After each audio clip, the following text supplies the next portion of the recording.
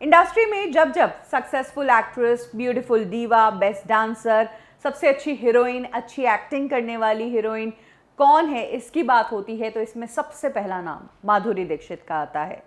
लेकिन माधुरी दीक्षित जो है वो सुपरस्टार एक दिन में नहीं बनी। उनके साथ बहुत सारे लोग लगे थे उन्हें बड़ा बनाने में। माधुरी को भी अपने करियर के इनिशियल डेज में स्ट्रगल करना पड़ा था और तब उनके लिए मार्केट में काम ढूंढ रहा था उनका मैनेजर।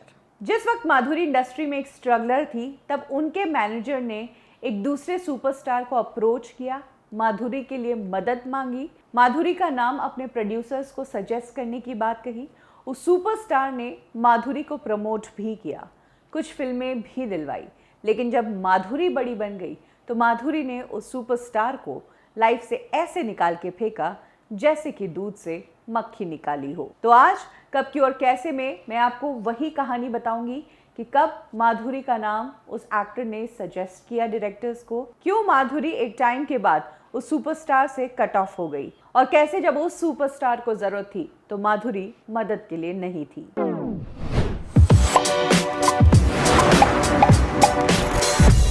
'86, '87 की बात है जब माधुरी इंडस्ट्री में सस्टेनेबल जगह अपने लिए ढूंढ रही थी।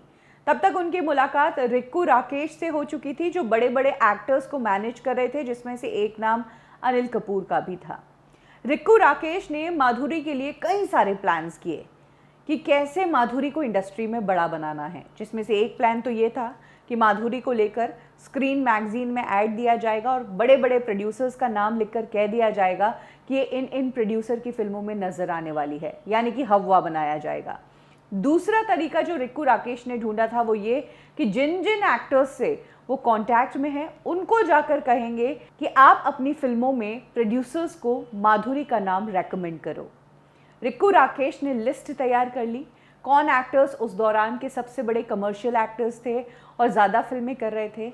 इसी लिस्ट में एक नाम मिथुन चक्रवर्ती का भी था। हम सब जानते हैं कि 87, 88 ये वो टाइम था जब मिथुन चक्रवर्ती 10-10 फिल्में कर रहे थे एक साथ और बहुत बड़ा नाम थे। और रिक्कू राकेश नाथ यही चाहते थे कि चाहे फिल्म में माधुरी का रोल कितना भी छोटा हो लेकिन बड़े लोगों के साथ ही माधुरी का नाम आना चाहिए और बड़े एक्टर्स के साथ ही दिखनी चाहिए।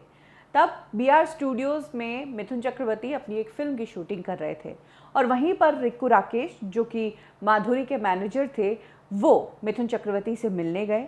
उन्होंने माधुरी के पिक्चर्स मिथुन चक्रवर्ती को दिखाए और कहा कि आप अपने प्रोड्यूसर्स को इनका नाम सजेस्ट करो। रिक्कू को पता था कि मिथुन चक्रवर्ती के हाथ में कई सारी फिल्में हैं और 2-4 में तो वो आराम से माधुरी को काम दिलवा देंगे।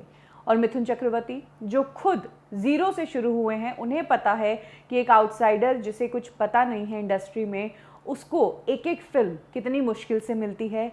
यही इमोशन को समझते हुए तब मिथुन चक्रवर्ती ने माधुरी का नाम अपने प्रोड्यूसर्स को सजेस्ट करना शुरू कर दिया और माधुरी को प्रोड्यूसर्स ने उन फिल्मों में लिया भी। यही कारण है कि 89 में माधुरी मिथुन चक्रवर्ती की एक नहीं, दो नहीं बल्कि 3-3 फिल्मों में नजर आई थी, जिसमें इलाका, मुजरिम और प्रेम प्रतिज्ञा जैसी फिल्में शामिल है। इनफैक्ट प्रेम प्रतिज्ञा का गाना प्यार कभी कम नहीं करना वो काफी फेमस हुआ था। लेकिन जब ये फिल्में रिलीज हुई उससे पहले ही माधुरी की तेजाब फिल्म रिलीज हो चुकी थी।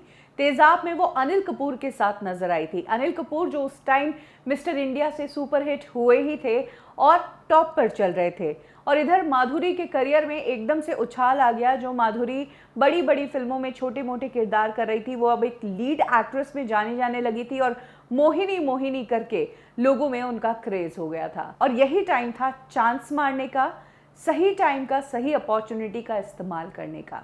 और तब माधुरी और उनके मैनेजर ने मिलकर डिसाइड किया कि अब माधुरी जो है सिर्फ और सिर्फ यंग एक्टर्स के साथ ही काम करेगी, बड़े और ज़्यादा सीनियर एक्टर्स के साथ काम नहीं करेगी और छोटे मोटे रोल फिल्मों में तो बिल्कुल नहीं करेगी। यही कारण है कि मिथुन चक्रवर्ती के साथ माधुरी ने जो ये 3 फिल्में की थी वो और कुछ 1-2 फिल्में और उन्होंने की थी वो जिनकी शूटिंग पहले ही ख़त्म हो गई थी। उसके बाद उन्होंने मिथुन चक्रवर्ती के साथ कोई भी फिल्म एक्सेप्ट ही नहीं की।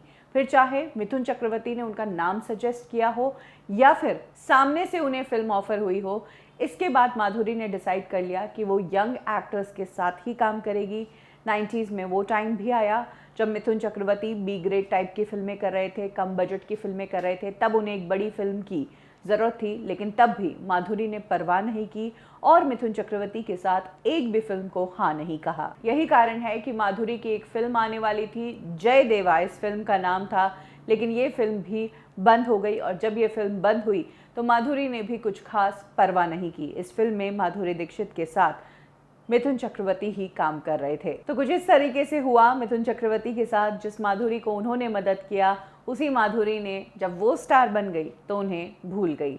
हालांकि सालों बाद जब माधुरी और मिथुन चक्रवर्ती एक रियलिटी शो में साथ नजर आए तो उन्होंने अपने पुराने दिन को याद जरूर किए।